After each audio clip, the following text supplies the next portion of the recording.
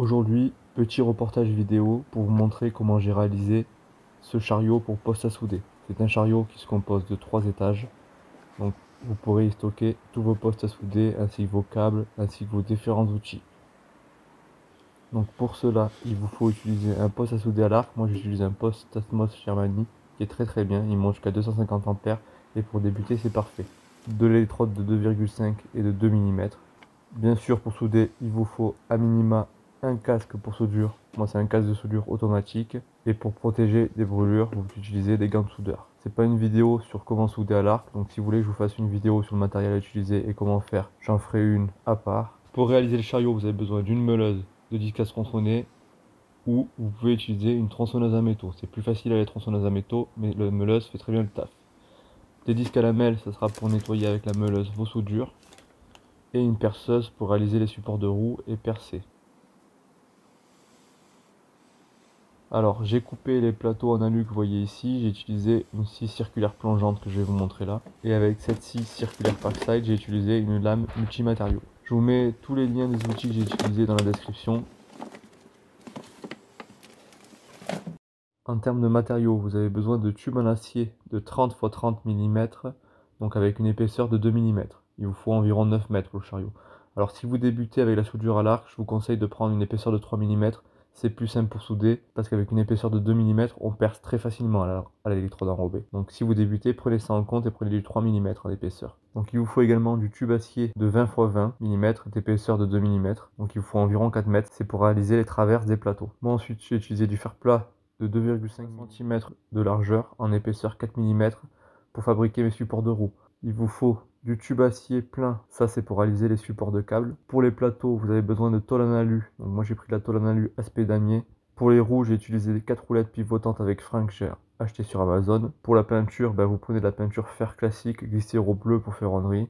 Et vous avez également besoin de visseries, boulons pour réaliser les supports de roue. La première étape consiste à découper vos tubes de 30-30 mm pour la structure de votre chariot. Donc pour cela, j'ai utilisé une tronçonneuse à métaux. Vous avez quelques angles de 45 degrés à faire, mais vous pouvez très bien utiliser une meuleuse et des disques à tronçonner classiques pour faire cette opération-là. Ensuite, il vous faudra couper les tubes de 20-20 mm pour les traverses. Je vous mets en détail les cotes un peu plus loin dans la vidéo. On commence par souder la structure principale, donc composée des tubes de 30 x 30 mm. Au niveau des côtes, le chariot il fera 120 cm de haut. En largeur totale, il fera 36 cm. Et je vais laisser entre chaque étage 40 cm. Donc il faut tenir compte de la largeur de vos tubes. Là c'est du 30 mm, donc le diamètre intérieur sera forcément de 30 cm. Donc là pour réaliser ce plateau, vous avez besoin de 2 coupes de 120 cm et de 3 coupes de 30 cm avec le tube 30-30. Pour la suite de la vidéo, donc j'ai numéroté les différents plateaux pour que vous puissiez vous y retrouver. Donc le plateau du haut c'est le numéro 1, le plateau du milieu le 2. Et en bas, vous avez le 3 et le 4. Ici, vous trouverez une photo sur la construction du plateau du milieu. Donc la structure, toujours en tube de 30-30 mm. Donc là, j'ai fait des coupes à 45 degrés pour faire les angles à 90 degrés, sur lequel j'ai mis 3 traverses donc de 30 cm en tube 20-20 que je viens plaquer au fond. Comme ça, vu que mes tubes de structure ils font 30-30, il me laissera 1 cm pour pouvoir y poser mon plateau. Et comme mes plateaux qui sont épais de 0,5 mm, ça va rentrer parfaitement.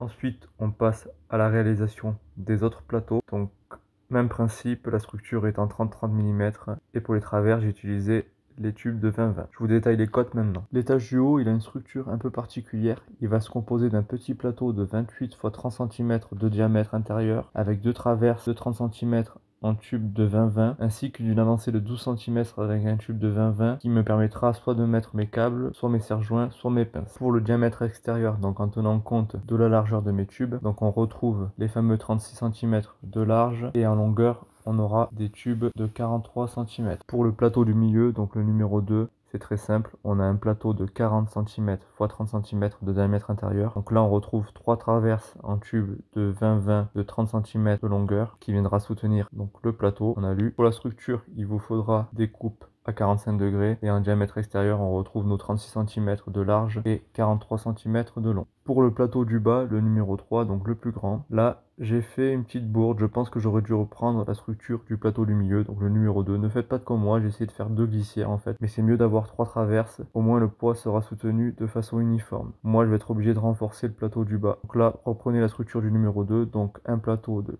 30 cm x 40 cm. Et diamètre extérieur, la même chose, 43 cm x 36 cm. Concernant le dernier plateau, le numéro 4, donc qui est en recul par rapport au chariot, en général c'est ce plateau-là. Si vous soudez au gaz, vous pourrez mettre une bouteille de gaz. Donc il fera un unique plateau de 20 cm x 30. Là, comme c'est un plateau plus petit, je n'ai mis que 2 traverses en tube de 20 x 20, ça sera suffisant. Là pareil, vous aurez quelques coupes de 45 degrés à réaliser. Diamètre extérieur, en tenant compte de la largeur de mes tubes, donc on aura du 36 cm en largeur et 23 cm de long. On vient souder les différents plateaux sur la structure principale, ce qui nous donne ça. Et quelques petits tests.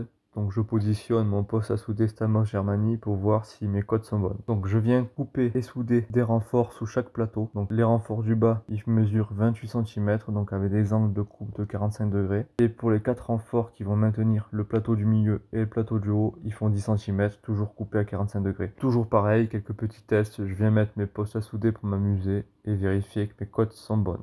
J'ai acheté 2 plaques en alu d'épaisseur de 0,5 mm pour réaliser mes plateaux. Je me rendrai compte que une c'est suffisant, donc je ramènerai la seconde. C'est des plaques que vous pouvez acheter à Brico Dépôt, ça coûte 35 € environ, donc c'est pas donné, mais je trouve que ça donne un look un peu stylé. Je les découpe à la scie circulaire plongeante avec une lame multimatériaux et je viens tester que mes cotes sont bonnes et que les plateaux rentrent bien dans mon chariot. Je me bricole une perceuse à colonne, donc avec un support de perceuse et ma perceuse métabo que je viens fixer sur une palette. Ça va m'aider à réaliser mes 4 supports de roue. Pour réaliser mes 4 supports de roue, donc j'ai utilisé des fers plats de 2,5 mm de largeur en épaisseur de 4 mm que je viens souder l'un à côté de l'autre pour fabriquer une sorte de tôle. Alors si vous avez des fers plats de plus grande largeur, vous pouvez le faire en une seule fois. Moi j'ai dû souder 3 petites plaques comme ça. Ensuite je viens les percer donc avec ma perceuse à colonne bricolée là que vous avez pu voir. Donc vous voyez que c'est pas très précis, qu'il y a des trous qui sont décalés, mais ça fera l'affaire. Je viens souder mes 4 supports de roue sur ma structure, donc sur les plateaux du bas, comme vous pouvez le voir sur la photo. Je me fabrique mes supports de câbles